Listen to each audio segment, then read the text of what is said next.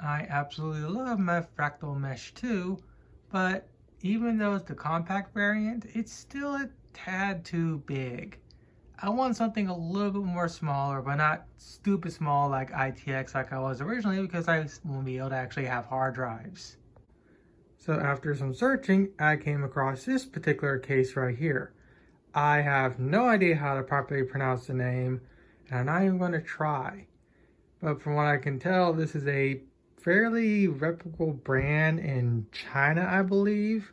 And I've seen a few YouTubers actually use these cases before from them. Well, not this one in particular, because there's no English YouTuber out there that's done a video on this. Which is very impressive, because I've seen Gear Seekers, I believe his name. He does videos on Jonsbo cases. Yeah, easy. I don't want to say it. In the past, but not this particular one. Out of all the cases that case YouTubers do reviews on, I would think this one would be one they will want to do a video on. This one has a full-on screen in the very front. Though it's only a 720p screen, but it's a full-on screen in general, and it can be used as a secondary display or for system statistics. I don't know what I'm going to use it for just yet, but that's the major reason why I bought this case, other than the fact it's a little bit more smaller than my fractal mesh 2. Now, before I go and pull the case out of the box, I need to go over my specs for those that are going to go across this video that know what I'm actually going to be building with. This is the power supply I'm using. I'm using a SFX model because I want to have nice, easy cable management in this fairly small case. I have an RX 3070. I would like to have a TI model, but I couldn't really get a TI model, especially considering they're like $600 to $700. I paid $500 for my Founders off eBay, and that was a pretty harsh for me, but whatever. 32 gigs of Corsair RGB bar running at 32 megahertz or whatever you call it. A hi-fi sound card, a replacement cable for the power and whatnot for the card, a 2 terabyte hard drive so I can have storage, the two case fans for my fractal mesh, and my motherboard, which is stupid expensive. I also have a i7-11700K. It can be overclocked, but I'm not going to overclock because overclocking is nothing more than a dick measuring contest. Fight me in the comments. I do have that said processor in this motherboard, so yeah. And for cooling, I'm using the Snow White edition of the ID Zoom Flow 240. This should be more than enough to maintain temperatures of my i7-11700K. Even though, oh no, it's Alex, or oh no, it's Balding, ripped me a new one in his live stream and saying the 180 degrees Fahrenheit is completely fine for my processor. Yes, oh no, it's Balding. It may be completely fine, but that doesn't mean I don't like it. I want it to be around 150. And I know this thing can be under 150 if I cool it with the right cooler, which this should theoretically do the trick, especially considering I'm not overclocking. Alright, and for shipping, they're using the stuff that kind of breaks up real easily, but luckily it looks like the people that shipped this to me took good care of it, and it looks to be in perfectly functioning order. I don't see any damage, especially on the box.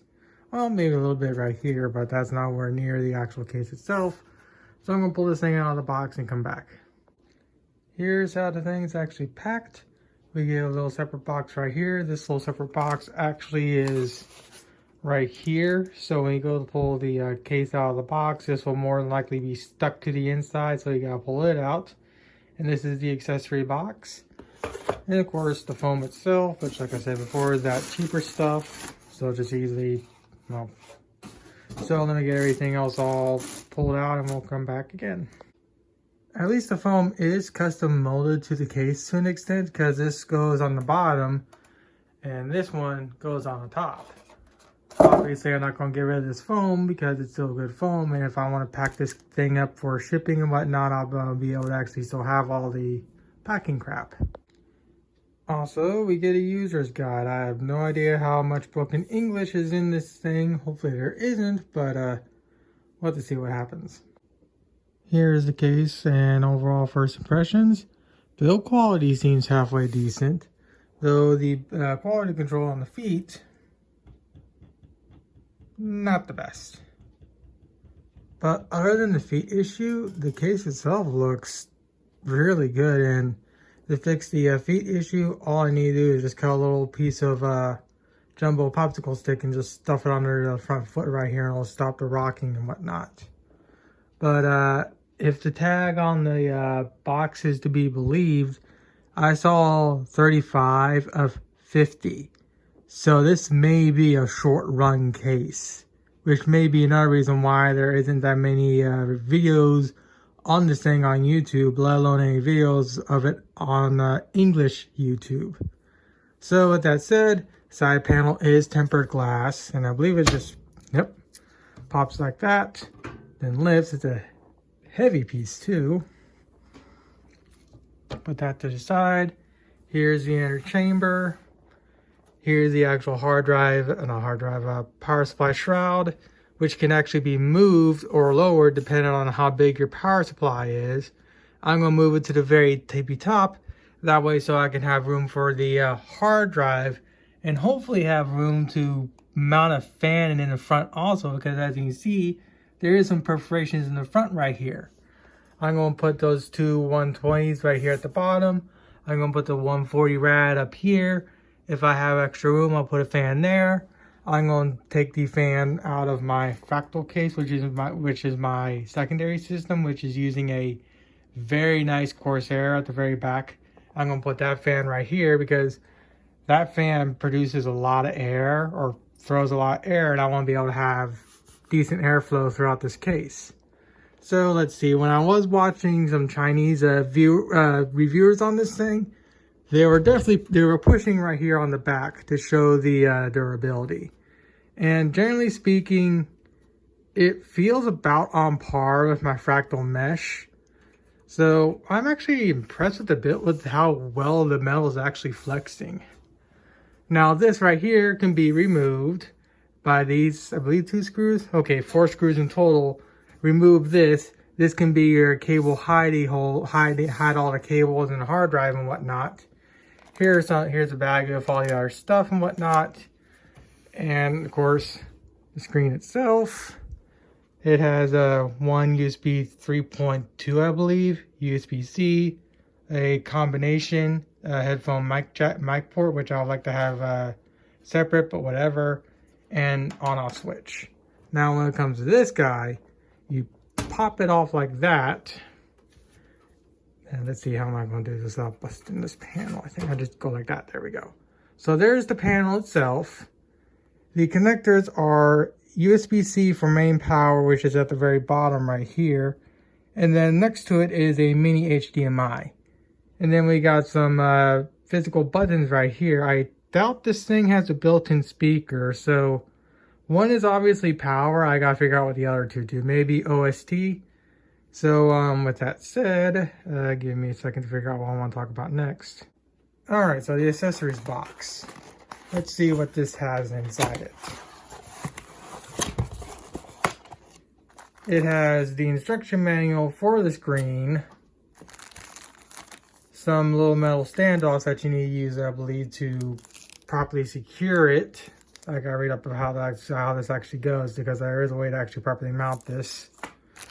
Here's the main power cable with the USB-C to USB-A.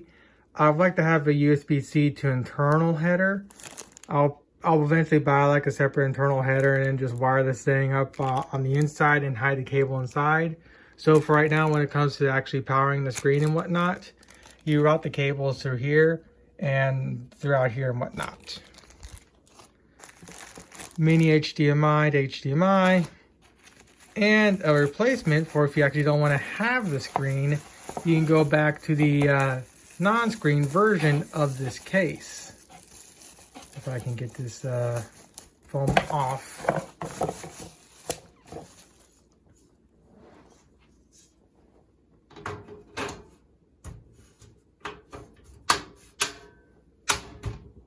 And just like that, you now have the non-screen version of the case if you don't want the screen version.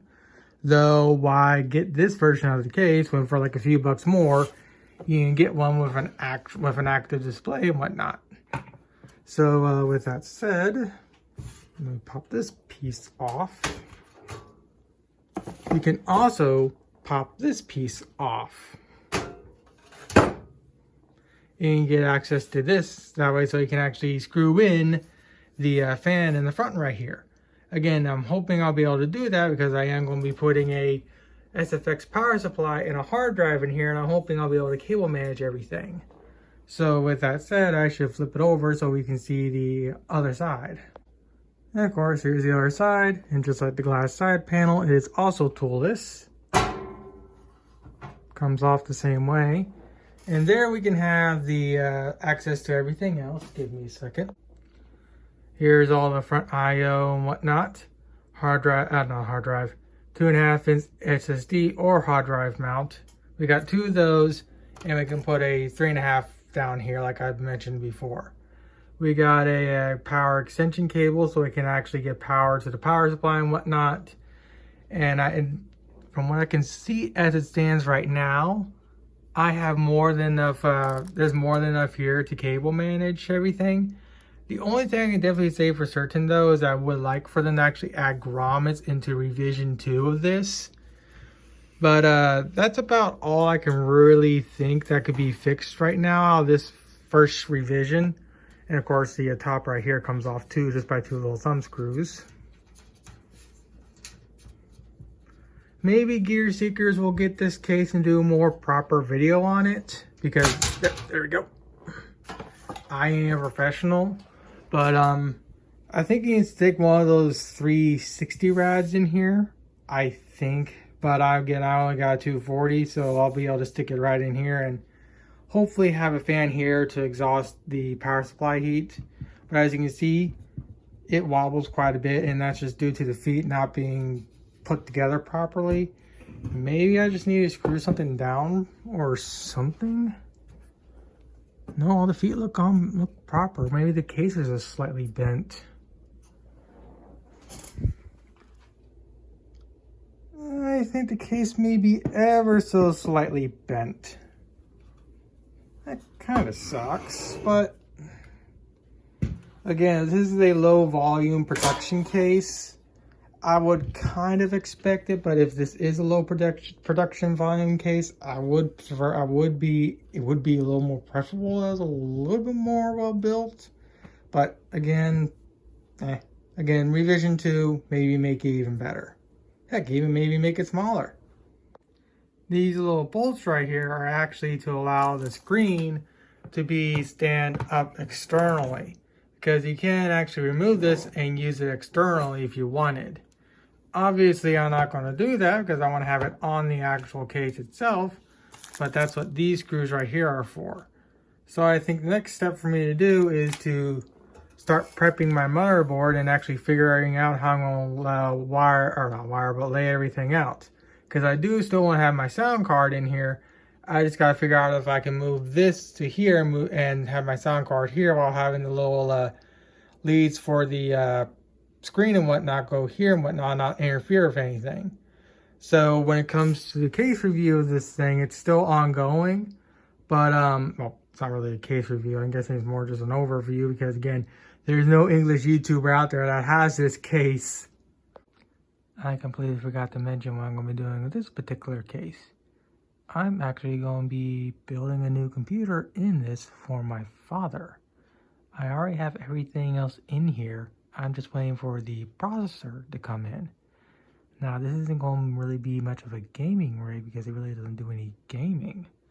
But this could be a jumping off point for him to actually get back into gaming, because the last time he actually gamed was like in the DOS era. So hopefully this computer will be a kick in the butt for him to actually try out some games again. When it comes to the power supply holder, every YouTube video I saw, it just pull it out. But it's actually held on by these 2 screws. Remove those 2 screws, then you can move this up or down. So I'm going to remove those 2 screws and attach the power supply and whatnot, because, well, it'll be easier that way. Also, removing that little metal piece helps significantly. So before I actually do anything else, I want to take the hard drive put it in its little area, and then take one of my 120 mil fans and see if I can somehow stick it in there with a hard drive installed.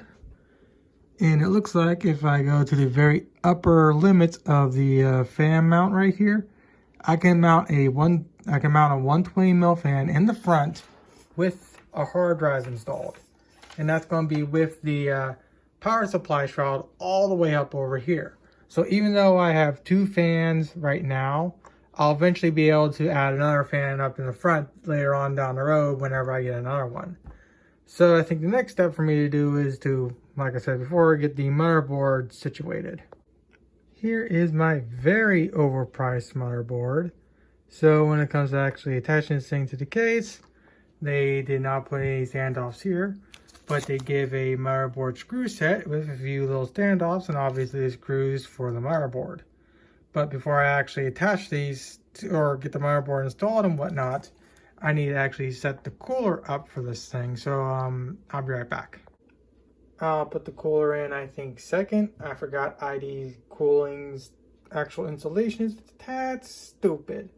So I'm going to get the motherboard installed and then So I got the standoff I needed attached in the little motherboard baggie. They even give you a little standoff screw down thingamabob, which is something a lot of other case manufacturers don't actually do. So I'll give them that.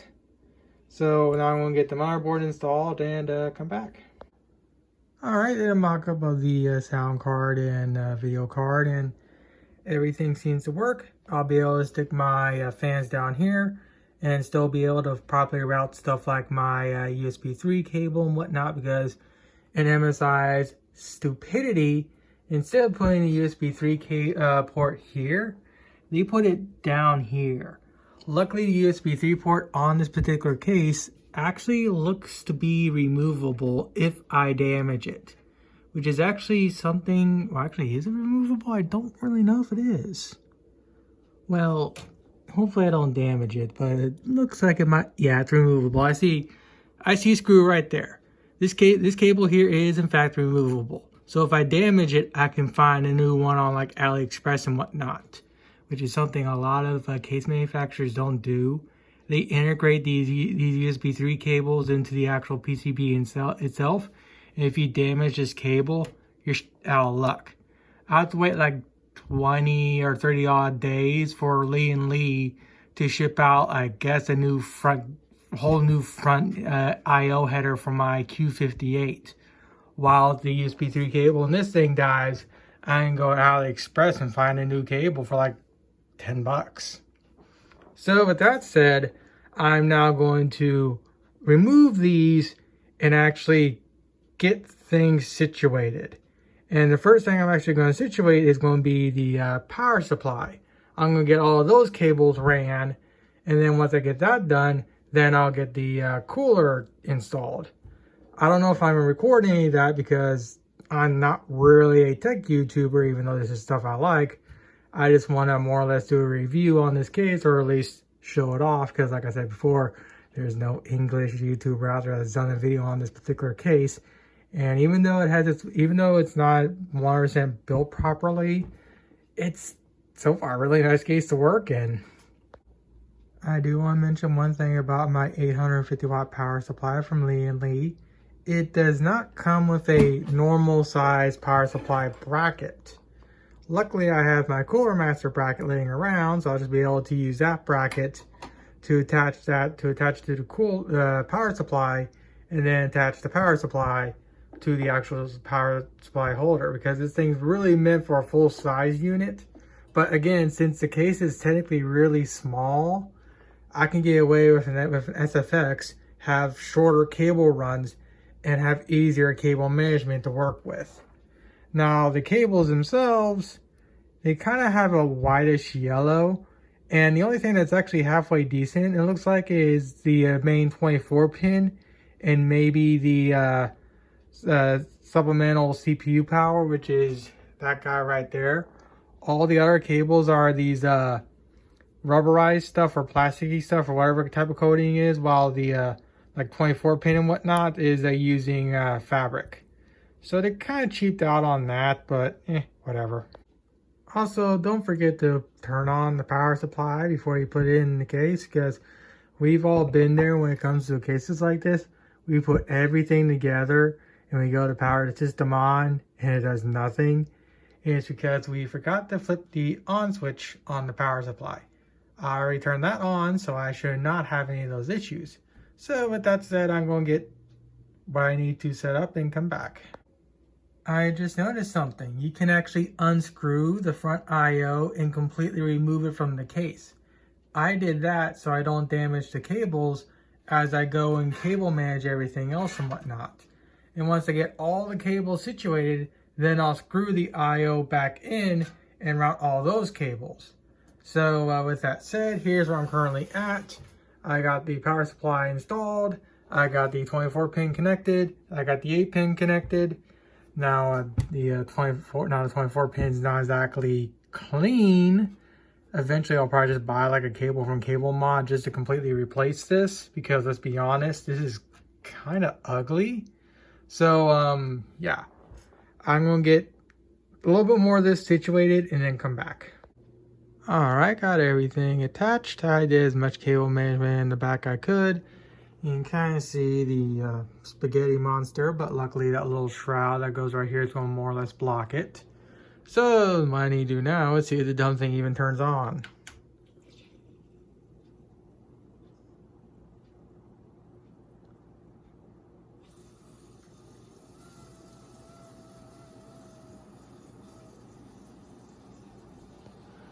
Alright, looks like everything's working here. CPU cooler does not like life. I have RGB here, RGB on the block, RGB on the motherboard. I do not have the RGB set up here yet. I got to wire that in. But it looks like everything is working. And I'm now in the BIOS as I should be. So the next step is to actually get Windows installed and try and get the pump to shut up. Well, nothing I do gets it to stop. The air bubbles are forever stuck in the water pump. And with the way this one's designed, the water pump is right here instead of down here. The reason why they put it in here is to obviously get past the ACE Detect patent. But of course, having it up there and not having it properly bleeded, where there's water literally right where water is supposed to circulate and whatnot, it doesn't really lead to a nice quiet system like I was hoping.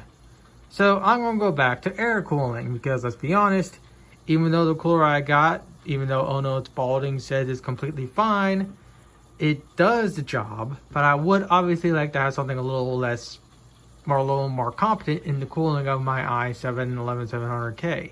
Again, even though I'm not overclocking, but well, looks like I'm going back to the air cooler. Alright, I got the cooler out of the case again. Hopefully this doesn't mark ID cooling's AIOs for other people, because I have seen other videos of this particular cooler type actually performing very well. I just unfortunately have a defective unit, which does suck, but I will go back to the tried and true method of air cooling, as even though it's more noisier and not as elegant, it just works. Alright, got the back plate back on for my Cooler Master cooler. I'm going to take a small break on the couch because I've been working on this thing for a couple hours now. And when I get done with that, I'm going to pull out everything else, excluding the motherboard and fan and whatnot, because I'm actually going to reunify these fans right here, because the cable management of these things is kind of a pain in the butt. Especially considering I got to try and cable manage everything through this little route right here. And I also need to cable manage this whatever this thing's called, Molex, and just make it a single Molex instead of these multiples. And the reason why I gotta have this Molex is so I can have my RGB barf on my sound card right here. So yeah, that's going to be a horrible deal and whatnot too. But I'll be able to reorganize the cable management, get the USB 3 cable, which I believe is this guy right here, a little more properly secured, or it might be this cable right here, I don't know which. And also let me see if I actually bent one of the pins on the motherboard. I don't think I did, but wouldn't surprise me, since again USB 3 is such a fickle little cable. Alright, rewired everything up. I cable managed as much as I could. So hopefully now this thing will properly post again. Or at least still post.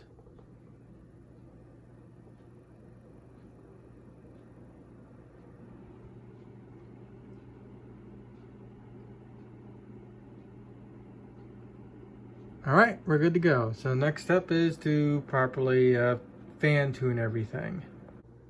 Alright, got the fans tuned to the way I want. It's a little noisier than I would like, but of course that's because I can't use my AIO like I was hoping. But the fans are more or less tuned, RGBs being rainbow barf.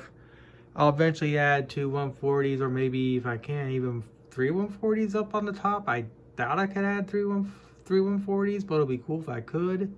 But I'll eventually add at least 2 140s to the top, that way so I can have some top exhaust. That way so I have intake eventually with a 120 over here, and exhaust here and whatnot. Cable management is kind of a joke right now, but again, as it stands right now, I'm just wanting to get this stupid thing actually built. Alright, got the drivers installed, everything seems to be working, so now the peel.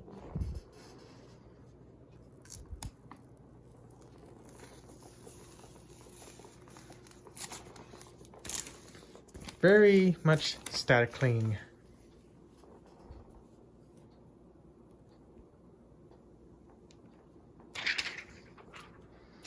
And there we go. My build is now more or less complete.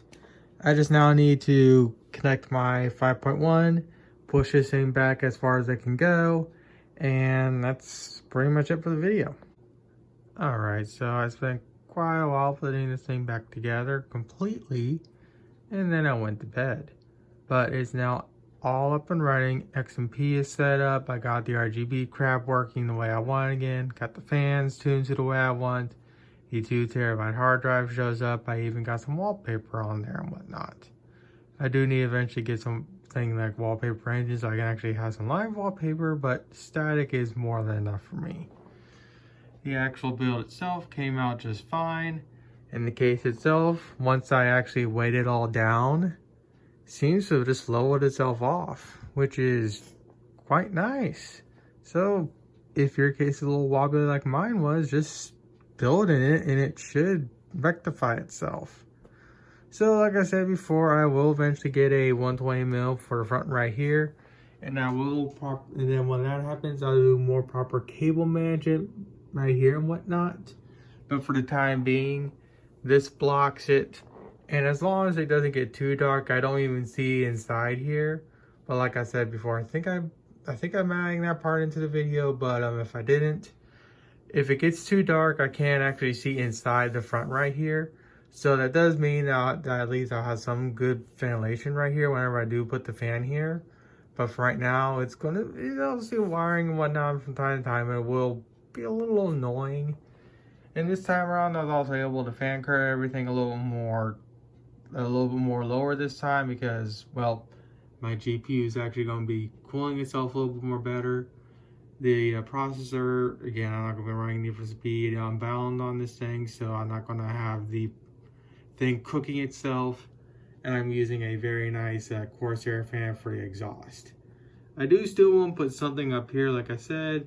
I really want to get an AIO, but that's not going to be for a while. But if I do, it's going to be the Corsair one. It's going to be the cheaper of the bunch. It's going to be one of their 150 models. Because again, I already spent $280 on an asinine motherboard for this thing. Now, yes, I could have got myself a cheaper motherboard, but I wanted to maintain the same chipset as my previous. And unfortunately, $280 is what I had to cough up. But yeah, the case overall is quite nice to work in.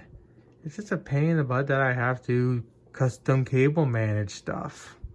But for a case, it came out just fine, and the build itself is perfectly fine. So I think that's pretty much it for this video.